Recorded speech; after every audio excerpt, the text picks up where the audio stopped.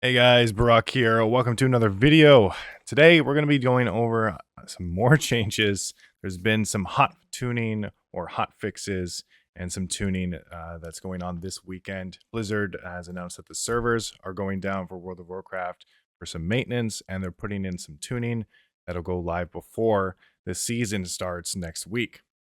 So I wanted to go over all these and kind of give you guys my thoughts on what's happening to these tuning. There's quite a lot of changes, some big hits to Augmentation Evoker and buffs to Unholy Death Knight, just to name a few. But so for Unholy Death Knight, they received damage increases to Death Coil, Scourge Strike, Ghoul Damage, Virulent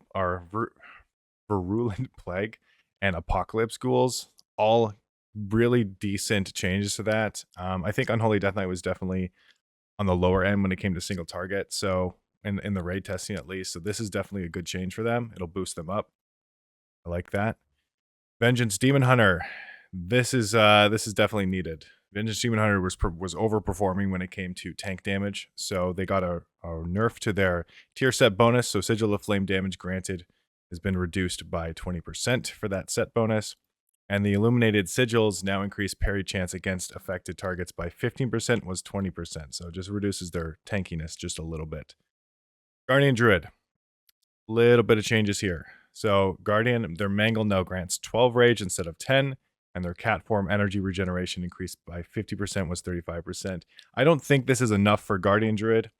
I feel like they definitely needed a little bit more, especially since their tier set was just changed way too much. They're coming off of a power spike from last season, and they're just not performing as well as the other tanks. They're probably the lowest rated tank right now going into this season. So if Blizzard intends to bring them back to the level of, say, like Brewmaster Monk or like Blood Death Knight without the legendary, they're going to need a little bit more, especially when it comes to Mythic Plus and raid representation.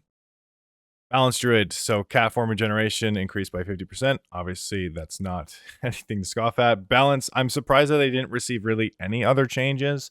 I feel like they're an extremely good caster right now, especially in raid and in really high Mythic Plus keys. So we'll see after the week. I'm sure there's going to be more tuning, but I think balance is still subject to get some changes just based off of how it's performing. Restoration. This is increasing their damage throughput, which honestly, kind of crazy. Restoration Druid is already performing really well in Mythic Plus. I feel like it's one of the best healers for sure, but this is just going to make them so that they're going to be way better in Mythic Plus, honestly. So their rip damage was increased by 140%. Rake damage increased by 60%. Shred damage increased by 140%. Ferocious Bite damage increased by 200%. Cat form energy regeneration increased by 50%, was 35. This is like a really big buff to Restoration Druid damage throughput. Like I won't be surprised if this kind of puts them in a higher spotlight when it comes to Mythic Plus. That's going to be crazy. I can't wait to see that. I love Druid healing. I love Druid healers. I think they're really fun to play too. So okay, cool. Maybe we'll get some druids. Augmentation Evoker. Big one here. So developer notes, the amount of utility that Augmentation Evoker brings on top of its high damage has proven to be too powerful despite recent changes. Therefore, we are further reducing their damage contributions to the group in order to balance them against other specializations. It never ends. It never ends. I understand that they don't want to nerf it too much, but this still isn't enough. It still isn't enough. Ebon Might grants 6.5% of the Evoker's primary stat, was 8%. Closest Clutch Mates increases the effectiveness of Ebon Might and Breath of Eons by 10%, was 20%. The amount of versatility granted for Shifting Sands has been reduced by 15%. So obviously, this affects them in raids. This affects them in Mythic Plus. This affects them more, I feel like, in Mythic Plus than in raids, obviously, with the close as Clutchmate talent being nerfed by 50%. But the thing is, they're still going to be stacked in raid. They're still going to be played in Mythic Plus, especially at high keys, because not only are they providing these damage contributions to both the TPS and the tank, but the increase in survivability that Augmentation Evokers brings to high-end Mythic Plus keys with Scales, with Rescue Shield, with the Breath of Eons, the Ebon Might increasing healing throughput, like, plus all of their additional utility and stops. They have a ranged kick. Like, they just are overloaded with utility and survivability. It's overloaded with that. At this point, and I said this before, the best way to make it so that they are still viable in keys, but not required in every mid-level key, every high-end level key, just stop giving Ebon Might to tanks and healers. Just stop doing that. Make closest clutch mates only affect DPS. This is how you permanently can get rid of their permanent slot in Mythic Plus. Or just rework the closest clutch mates talents, man. Like, make the effectiveness to tanks and healer roles like 25%, man. Like, it just doesn't make sense. This is a big nerf, of course, but it's not enough. They're still going to be required in Raid. They're still going to be required in high-end Mythic Plus because of the added survivability that they bring to the group. So it's a step in the right direction, sure, but we're still going to see them prominent for sure. Okay, Frost Mage, a Major Seal 2 set. Increases Glacial Spike damage by 16%, was 10%. Okay. And the damage from the explosion now deals 15% of the damage dealt by Glacial Spike, was 20%. Okay, so they increased the upfront damage of Glacial Spike, but they reduced its explosion damage. You're probably still going to be using Glacial Spike in AoE now. You're probably still going to be using Glacial Spike in AoE. I mean, like, with the initial upfront damage, this is increased funnel damage, of course, that Frost Mage has. But and I've been leveling and playing a mage for a little bit. I'm excited to have Frost be really good. It's a fun play spec, or it's a fun play style and spec. So this is, I think it's a good change. I think Glacial Spike was doing way too much splash damage, but yeah, bring up the funnel. We love funnel style. Monk, Brewmaster, Breath of Fire bonus damage increased to 40%, was 20%. Okay, so that's a nice buff to Brewmaster. Set bonus for 4-piece. Bonus damage to targets afflicted by Breath of Fire increased to 15%, was 10%. I'm not sure if this brings up their damage enough to make them super competitive with the likes of, like, Paladin.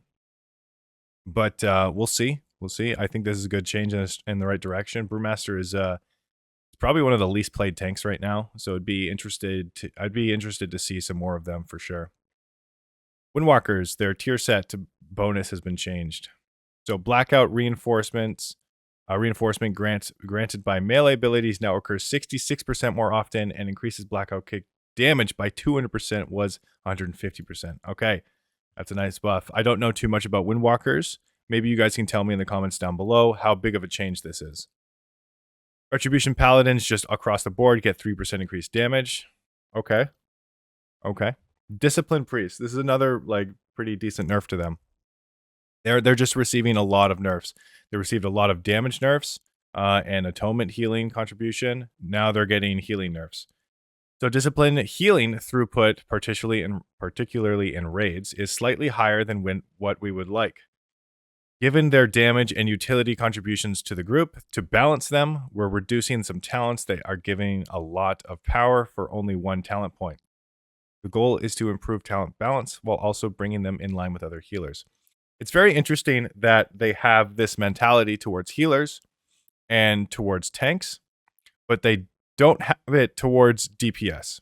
Very, very interesting. Very interesting. There's an overpowered DPS right now, both in Havoc Demon Hunter and Outlaw Rogue. They are overperforming in Mythic Plus. Outlaw Rogue is also doing a crap ton of damage in single target and in raid. So I don't understand their philosophy when it comes to this, when they're so quick to nerf overperforming healers and tanks, but not DPS. I understand that they just reworked Demon Hunter and they just reworked Rogue. They want them to be, like, kind of like under the spotlight. But if the BlizzCon Guild Clash has anything to bring from it when it comes to a balancing problem, it's obvious that Demon Hunter was way, way too strong in those keys and in that event. You guys, if you saw it, you know what I'm talking about. Demon Hunter was doing stupid damage. Stupid damage. Okay, sorry. I digress. Discipline nerfs. Divine Aegis absorption reduced to 5% of healing done was 10%. Okay. And inescapable torment damage reduced by approximately 19%. Wow. Okay, pretty big nerfs to those talents. Rogue, assassination. Surprised that subtlety and outlaw didn't get any changes, but assassination was definitely one of the biggest reworks. So I think it's fine that they're getting additional changes here. So their 4-piece set bonus tooltip should now accurately reflect its actual output, and the 4-piece single target damage increased by 4%. Warlock, destruction. Amir Drasil's tier set flame rift damage increased by 50%.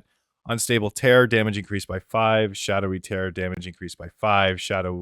Chaos tear damage increased by 30%. This is definitely needed. Destruction is underperforming by a lot, right? And people that I've been talking to that are playing Lock this season, they're excited to be playing Demonology Warlock, but they're still upset with the whole Tyrant not returning shards thing. So interesting. We'll see. Speaking of Demonology, Doom Brand single target damage has been increased by 50%. Doom Fiend single target damage increased by 40%. And 2-piece set bonus now reduces the cooldown of Grimoire Felguard by 0.5 seconds instead of 1 second. We're reducing the power of Demonology's previous set bonus to bring it in line with other set bonuses from Aberrus. That makes sense, because we don't want them running it for too long. Additionally, we're increasing the throughput of both Destruction and Demonology set bonuses from Amir Drasil, while also increasing the power of Dimensional Rift baseline. All right, that's good. So a lot of good changes. I'm still expecting a lot more to come, obviously. If you guys have seen the Simulation Craft page, this is not accurate at all. Do not trust it. Elemental Shaman is not doing that much damage. Nope. The sims are not correct. There's some bugs, obviously. Stay tuned for changes on that. I think it's so funny. People keep linking me this page, and they're like, "Dude, why aren't you playing Ellie Shaman? Look at the Sims." And I'm just like, "You're actually gaslighting me, man. This is, guys. Just look at the Sims. Obviously, Ellie is doing really, really well. Everything else was just like cap. Everything else was cap. Everyone was dooming in the Ellie Discord for no reason. And now, and that maximum stream, that limit maximum stream, where Ellie was placed in B tier. No, that's completely wrong, guys. Don't even listen to the internet. This is just a mess.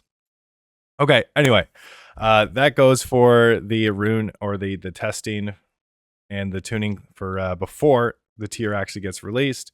There's definitely going to be more tuning, so stay tuned for that. But thanks for watching the video. Till next time, keep calm, Maelstrom on. Bye-bye.